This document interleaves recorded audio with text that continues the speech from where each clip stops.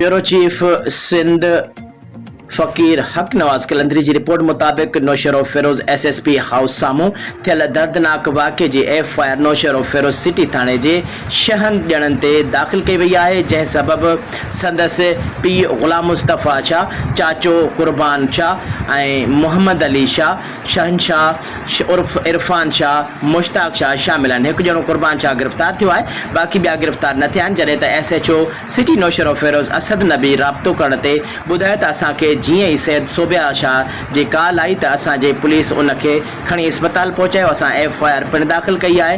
हिकु जवाबदार असां गिरफ़्तार कयो आहे, बाक़ी 5 ॼणा गिरफ़्तार घर छॾे भॼी विया आहिनि। असां मुख़्तलिफ़ हंधनि ते छापा हया आहिनि, हथ न आहिनि आया। जीअं ई असांखे हथ आया त उन्हनि खे कानून जे कटड़े में आणींदासीं, उन्हनि सां का बि रिआयत न थींदी। काल्ह नौशहरो फिरोज़ अस्पताल में सोबिया शाह जे तहफ़ुज़ लाइ पुलिस अलर्ट बीठल हुई। खेसि हितां जल्द रिफर कराए शहीद बेनज़ीराबाद मोकिलियूं।